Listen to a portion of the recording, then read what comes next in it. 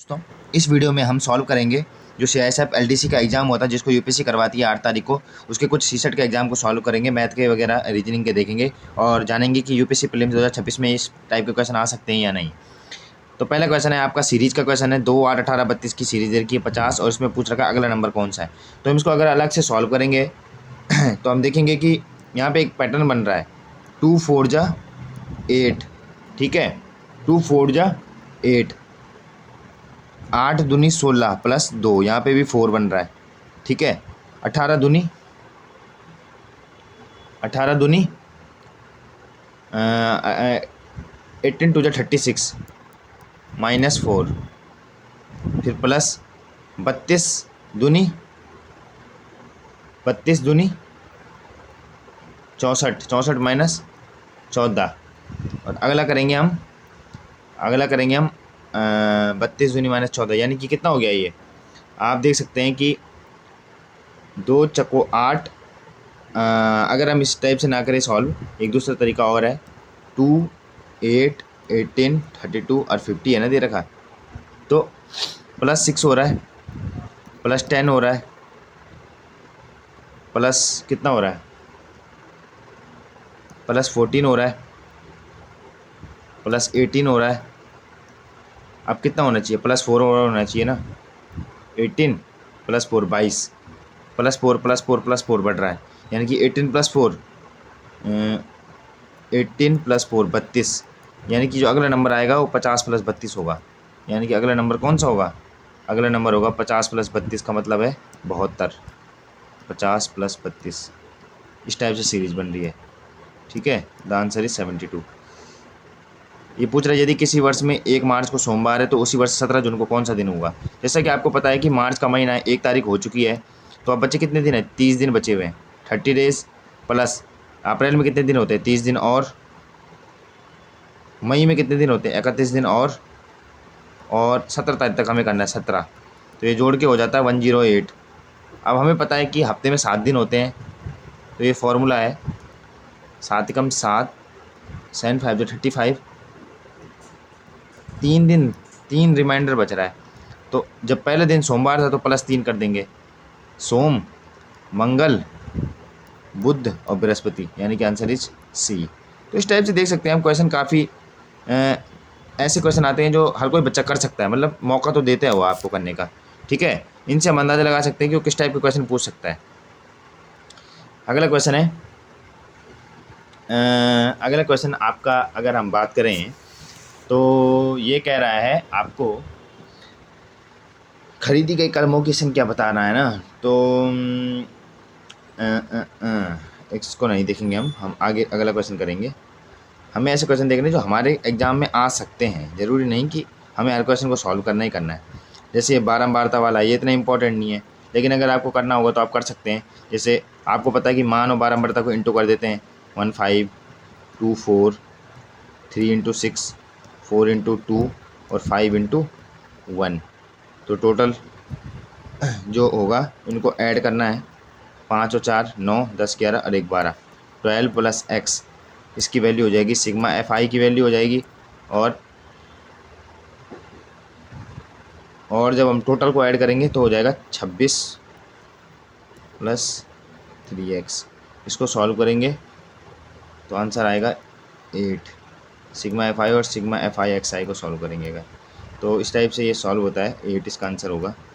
ये मतलब इस टाइप से क्वेश्चन वैसे नहीं आएंगे क्योंकि ये बारंबारता वाले क्वेश्चन हैं, ये इतने इंपॉर्टेंट नहीं है हमारे CSE के लिए, ठीक है। सीरीज का एक और क्वेश्चन है इसमें,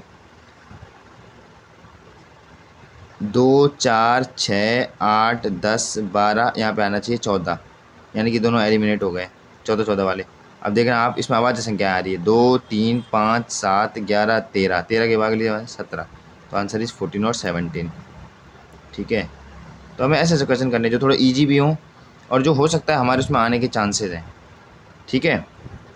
अब इसमें बोल रखा है कि ए और बी 2 बंदे हैं, वो एक दूसरे के मुँह करके हैं, ठीक है। ए बी से 3 गुना, ए बी से 2 गुना है, ए बी से 2x है, और बी ए से, बी अपने स्थान पर खड़ा है, ठीक है। यदि ए बी की तरफ जाता है तो 3 मिनट में मिलते हैं। यदि वे एक दूसरे के दौड़े तो कितने समय में आपस में मिलेंगे?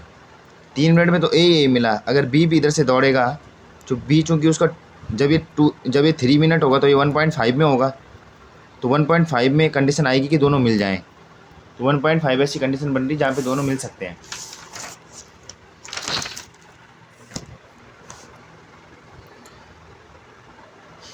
वन 1.5 कंडीशन बनेगी, मिल सकते हैं। लेकिन आप अगर आंसर नहीं होगा तो एक और आंसर इसका मिलने की चांस है कि ए का हमें पता है कि ए की दूरी ना 2b1 है, b1 ए की दूरी है 2b1 और b1 की खुद b1 ही है। अब हमें पता है कि सापेक्ष दूरी का फॉर्मूला क्या होता है, 2b1 plus b1 equal to 3b1। अब हमें पता है समय बराबर होता है दूरी बटे चाल। समय बराबर होता है यहाँ पे देखेंगे हम, समय बराबर दूरी बटे चाल।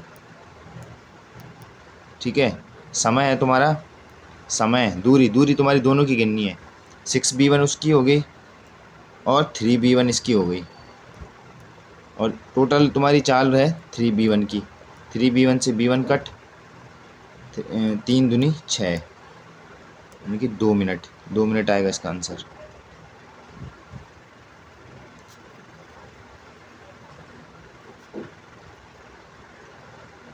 द आंसर इज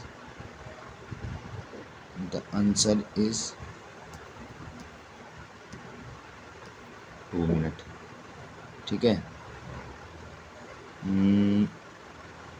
हाँ, एक और इम्पोर्टेंट क्वेश्चन है इसमें, ये वाला। यदि किसी सामान्य वर्ष में 31 दिसंबर को रविवार हो तो उस वर्ष में कौन सा दिन 53 बार आएगा? सबसे पहली बात ना है, पता क्या होता है, किसी भी ईयर में ना, अगर वो नॉर्मल ईयर है, नॉन लीप ईयर है, तो जो एक जनवरी को जो दिन रहा होगा ना, वही 1 दिसंबर को भी होता है। अब उसमें बोल रहा है कि 1 दिसंबर 31 को रविवार था, तो यानी कि 1 जनवरी को भी रविवार ही होगा। ठीक है, इसका आंसर है रविवार।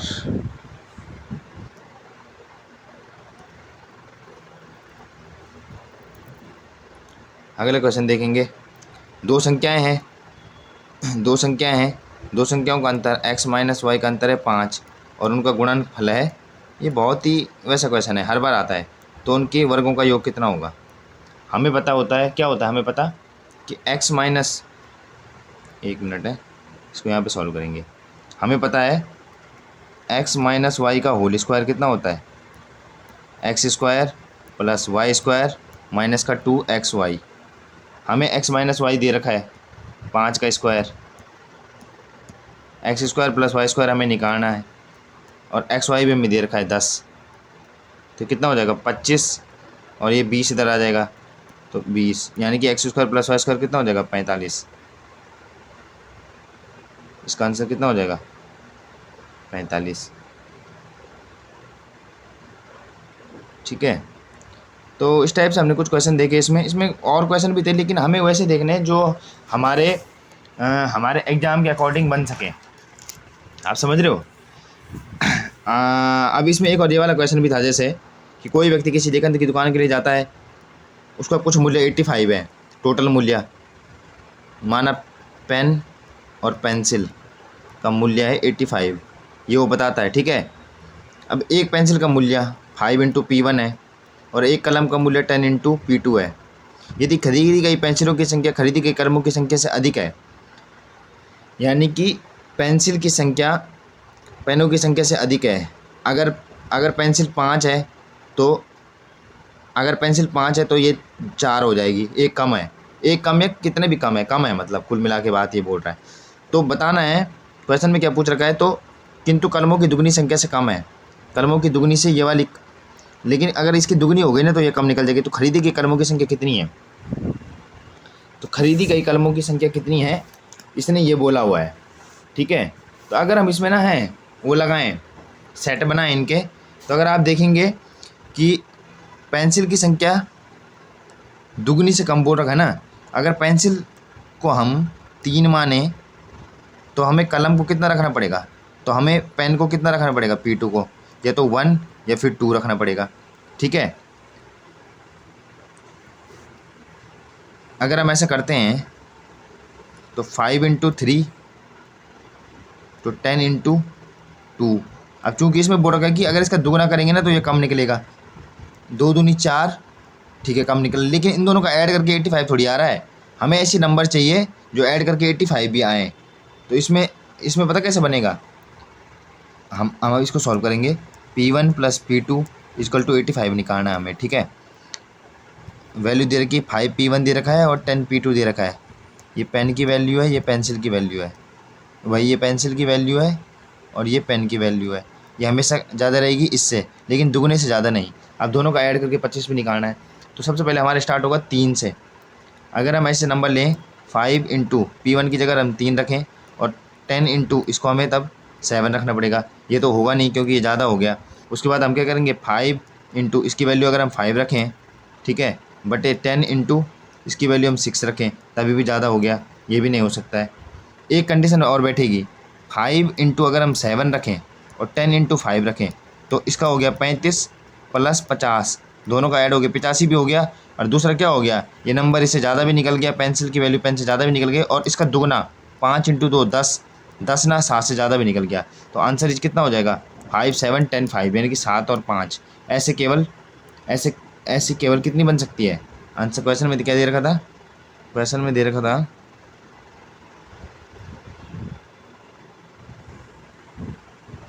तो खरीदी के कलमों की संख्या निकालनी थी ना, तो ऐसी 5 होगी। कलमों की संख्या कितनी हो जाएगी, 5 आंसर। इस टाइप से जो है क्वेश्चन बन रहे हैं हमारे सी सेट में। कहीं ना कहीं हमें ज़रूरत है इस टाइप के क्वेश्चनों को हल करने की, ताकि हम आगामी सी सेट के लिए अच्छा अपना परफॉर्मेंस दे सकें। अगर आपको वीडियो अच्छी लगी तो वीडियो को शेयर कीजिए, सब्सक्राइब कीजिए और आगामी हमारे इसी तरह की PYQ के लिए हमारे साथ बने रहिए। तब तक के लिए धन्यवाद।